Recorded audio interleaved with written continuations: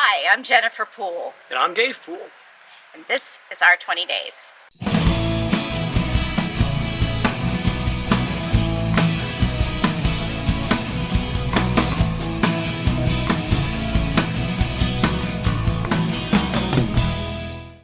Well, hey, everybody, welcome back to our 20 days.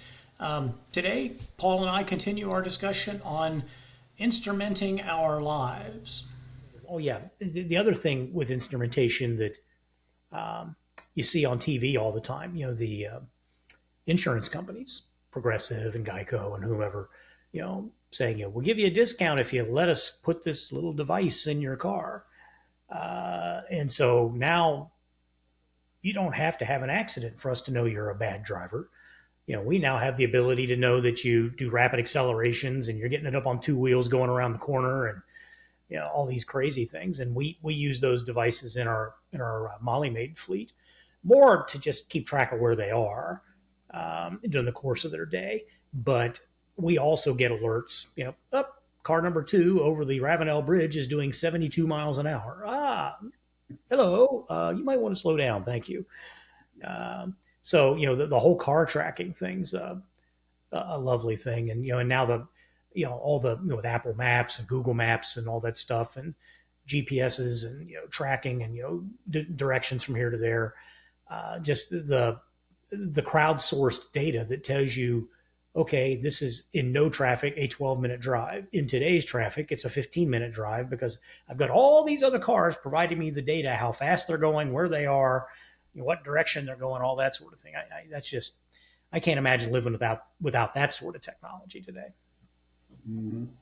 Well, the other instrumentation thing that I ran across was just on my Mac Mini. It was running hot, and I still haven't figured out why it's running hot. I don't even know if it's the right temperature, but I mean, it was hot to the touch. I mean, you touched it and it was okay, uncomfortable. And it's like, okay, I know enough about computers. You don't want them to get too hot for too long. That's going to hurt the electronics in it. So I searched around for a cause and a solution, and I ran across this free tool called Max Fan Control. And I installed it, and it comes up and it displays all the different temperature sensors and what the temperature sensor here and there. The nice part about this tool was it actually allowed me to set my fan speed. So that's interesting. Instead of the Mac and the system management controller saying, oh, this is where I think it ought to be running at 1800 RPM or whatever, I was able to set it, and I played with it a little bit, and I kind of decided on about 2500 RPM is where I want to set it. Now it's just a little warm to the touch. So the fan's running a little bit faster than it does, but I figure, well, the fan is probably the easiest and cheapest thing to replace, and a heck of a lot better than trying to replace the whole box if it burns up. But yeah, just that knowledge you get from knowing, even if you don't know the root cause of it, at least in this case, I'm able to mitigate the problem, but simply because I was able to get the visibility into the temperatures, which for some reason, when I try to do it via the terminal application and system control, system power metrics, I think is a command. It won't read the system management controller values. I have no idea why, but maybe that's part of what the problem with is overheating to start with. Yeah, and it's kind of it's definitely a significant step above what you and I grew up knowing, because the Mac is essentially underneath all the covers and the UI and everything else that you see. It's a Unix box, right? I mean, that's fundamentally what it is. And you and I have both been, using Unix commands, as a friend used to say, since Christ was a cowboy. And looking at these things, and you can go in, and I forget the name of the app on the Mac. That's one of the utilities where you can look at what are the processes that are running. So quite often, I'll be sitting here and I'm using a bigger version of a Mac Mini. It's called the Mac Studio, and every now and then the fan will kick on, and I'm kind of going, really not doing anything. What's the fan kicking on? So you go over and you look at that utility and you bring up the list of processes, and you see something, the kernel is running hot or running high, or one of the controllers is, whether it's for the network or for its disk access or whatever it is out there kind of running out of control. And I don't always totally diagnose exactly why the fan kicked in, but at least I have some sense of, okay, it thinks there's something going on. Let me reset that process. And invariably, fan goes off, system cools down, and sometimes it goes right back to running high again because whatever it was doing just restarting. Or sometimes not, it just had a runaway process that needed to be killed. But yeah, so you and I have started with all of those types of things, and now you can put these more civilian-like covers on top of them. So so you don't have to be a Tom Keller Unix guy to know what's going on with some of these things. Right, and you flip the thing and you look at it the other directions. One of the places where the lack of instrumentation, it just boggles me why technology companies haven't figured this out, is that combination of your internet access and your Wi-Fi network and where your problem is. I mean, it's just, even when you know what you're doing, Yeah, there's just not the tools available to go, okay. And then what happens, and this is a typical scenario, people go, my internet sucks. So I got booted out Spectrum and I got the other service in. They put a new router in. And of course, the new router might be running Wi-Fi 5 or 6. And there's all these variables in there, but it's not impossible to instrument something to say, here's where your bottleneck is. I mean, all yeah, computer systems have bottlenecks. So, and my good friend Jim Nicholas used to say, well, the thing about a bottleneck is when you free it up, you don't know where the next one is. It could that's be right. right next It might door. be worse. It Well, could it's be, funny you say that. So my house was built a little more than 20 years ago. And in that era, they wired the house for cable. So every room pretty much has a cable connector. And then it was wired with Cat5 Ethernet in every room. So that's cool. So it wasn't all that long ago, maybe a year ago. I was sitting here and I was running Wi-Fi connection out of this Mac I have here, and I was thinking about increasing my bandwidth with Comcast, my internet service provider, because through using what's one of the speed tools that you use to see how much bandwidth you have available to yourself or whatever. It was only coming in at like 300 meg, something like that. It wasn't a lot, or whatever the number was. And I thought, well, let's go ahead and upgrade that to 1 gig. It's not a lot more money, and I'm doing a lot of these videos and I'm moving a lot of data around. So I thought, let's do that. And my speed didn't change from the speed tool. And I got to thinking, well, that's weird. Well, maybe I should hardwire, right? mm-hmm. So Wi-Fi is always slower than a hardwire connection, right? Yep. Wrong. So in this case, I connected it and it actually got slower. And I got to thinking about why, and I got to doing some research and I realized that the cabling I have in there is the limiting factor. And again, I've assumed it's Cat5. It may not be, but those specs for those level of connections have a lower throughput. And so the obvious logic that a hardwire connection by definition has to be faster. Well, no, it's not. An old wired connection is not faster than a brand spanking new Wi-Fi connection. Mm-hmm. So I changed some settings on the Comcast provided router and changed some settings on my Wi-Fi on the Mac, and I was like, ooh, now I'm getting close to what I think I should be getting. This is good. I mean, there's always some loss. I think the number I get is like 800 instead of the full 1 gig or something like that. So, but that's still 2 to 3 times better than what I was getting. And again, like you said, if I'd had some tool, and there probably is some sniffer like device available that does these things, but I would have probably figured out that it was a different segment of the path to the broader internet that was my bottleneck than I thought it was.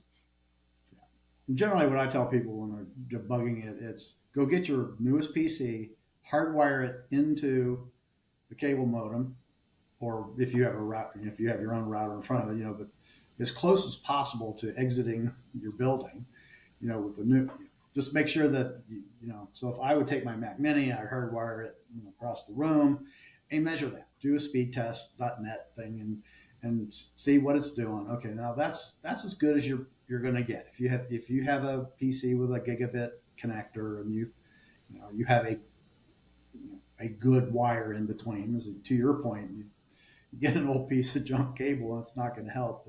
They're very good at toning themselves down to meet the physical problems, like Wi-Fi will do. If it's struggling to get through walls and all that, it'll back down in speed. So, but Right. yeah, try that first and see whether or not your problem really is your cable company, who gets blamed, I think, way too much and falsely for bad internet connections. And a lot of it more has to do with the internal Wi-Fi network. And then there's other things you pick up over time, like, okay, we have plaster walls, which Yeah. that it's amazing how much difference that makes versus just regular sheetrock and all Yeah. that. So knowing that, I bought a 3-pack Google Wi-Fi mesh router. Yeah. One's sitting here right next to the right next to the internet, and then one's directly upstairs, one's directly downstairs, because there's a lot less distance there, even though there's Right. plaster to the second floor, there's not to the basement. And just that whole connectivity. The other thing that's really neat about that device is you can actually run speed tests, and it will show you various pieces and how they're performing. You'll see where it's like, oh, okay, here's where my bottleneck is. Doesn't tell you why, but it at least gives you a little bit more information. But I really wish they would embed some really good instrumentation into your routers, into your devices, and because I think there's a lot more to be had. We shot network problems for famous network problems. So wasn't Chillicothe, some Indianapolis. They wanted me to upgrade their line to a T1, megabit and a half. And I was thinking, like, this doesn't make any sense. Why do they need that? Yeah. That So, seems like a lot of bandwidth to be needed in those days. oh yeah. So we tracked it down. We got our sniffer tools out and we looked at what was going on. The problem was netware, and just the way that server was configured, it was just going little packets back and forth, back and forth, back and forth. Lots of inefficiencies. Yeah. Yeah, Yeah. so it's like your problem isn't speed. It's you're doing way too many little things. You got to figure out how to. You got So a it's chatty just device going on here. Yeah. Yeah, we got the packet size set the way it was supposed to be and all that kind of stuff. Never had to update the line because it didn't make any sense. Nobody else was having that kind of problem. So, but yeah, Right. you really need a lot of network knowledge to actually get in there and do that level of things. I just think there could be better instrumentation that would help.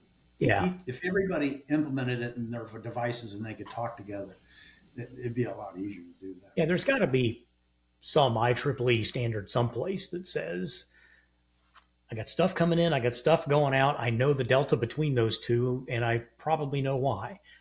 Could I, as a device, publish that? And so any other device can come along following this spec and say, tell me what's going on with you. You tell me what's going on with you. And every time you find one of these toll booths along the way, you add all the toll booths up and you get a much better picture of what the world looks like.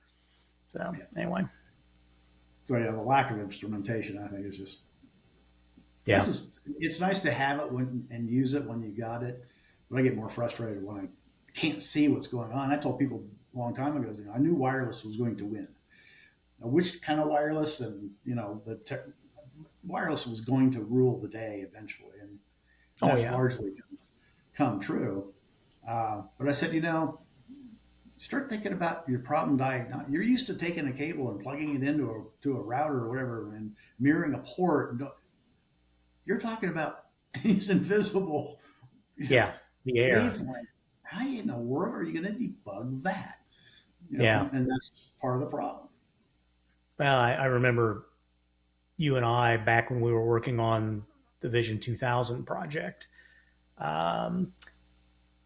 Networking technology was an open discussion, right? I mean, there was a school of thought that says token ring was going to be the right way to do this because it's got manageability, it's got some other things, especially in a corporate environment, that's all important.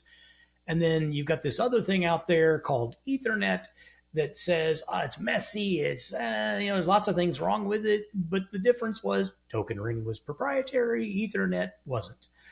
And eventually, the tools to manage the Ethernet environments caught up with the manageability that a token ring device gave you.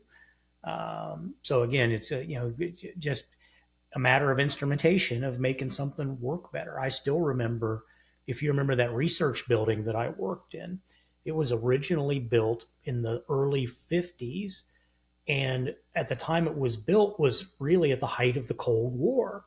So it was built effectively as a bomb shelter. So thick concrete wall, poured concrete walls, 12-inch concrete walls. So when we went to put in our first network there, the only thing we could do was something called, I can't remember, was Ethernet or IP over twisted pair. So literally it was two telephone wires that had already been run in 1952 to run the vintage phone system of the day. And we put a little box that, well, it actually wasn't all that little. It was about the size of a decent sized book, next door to all these phone ports. And then out of it became a place where you could plug your phone in, but also a place where you could connect to, an RJ45 connector to an Ethernet device that you would put in the PC that you had. So that's how we got our first network plugged in, was Ethernet, but it was very much in the restrictions of the physical characteristics of the building we were in. Wow. So, Yeah, I was a big proponent of token ring as managing the network group and having to try to figure out how to manage all these remote networks. a few thousand devices on these things. Yeah. Yeah. Now, the problem Ethernet was initially, it was like a shared media thing, where Ethernet finally won over was they got to switch to Ethernet. So you got rid of all the collision detection protocols, and because what happened if two people tried to talk at the same time, they would sense it, they'd all get quiet, Right, back off for a random period of time. Right, yeah, exactly, random. So it's like, okay, now I'll talk again, but we're probably going to come up with different different lengths. So because you're always listening to see whether or not someone's talking. So it was just a messy protocol. That wasn't because the switch in the middle, it wasn't even a switch, but the hub really didn't do anything. It was all the adapters. It's a passive device. Yeah. Yeah. Yeah. And as soon as you got to switch to Ethernet, you got rid of all that kind of problem. And they started, to your point, they started improving the manageability of it, because now you had something more than a dumb hub that you had in the middle of the whole thing. So, yeah, it really is. People say, why'd you go token ring? I said, well, I was responsible. It was the only logical thing to do. Well, why'd you change your mind? It wasn't that Ethernet won me over, because it was it got better. They fixed thank God they fixed it, because that's obviously that's what came to dominate. There's a it's famous to me, MASH episode, the television series. And there's a couple of Turkish soldiers come into the MASH unit with injuries from the battle and whatever else. And and one of the Turkish soldiers had passed away. So they decide to have a memorial service for this Turkish dude. So they are out front, and some of his compatriots come in from other units, and they start to play the Turkish national anthem. And all of a sudden, this guy who's been lying in bed for a couple of days, they didn't know who he was. He gets up and crawls out to the unit and salutes as the national anthem. Turns out it was the guy they thought was dead. And I think it was Hawkeye turns to Trapper John, says, "I thought he was dead," and he says, "He got better." So, not unlike Ethernet, it's kind of like lots of technologies, probably examples like that, where we thought it had been long since killed and dead, but it got better. So anyway, well, hey man, time to run. So great chatting with you as always, and talk to you soon. All right. Hey, thanks for joining us here at Our 20 Days. We appreciate the time that you invest in our videos and audio podcasts. If you'd like to go to our20days.com, you can join as a member and you'll be notified every week of new content. And we'd sincerely appreciate that. Thanks and have a great day.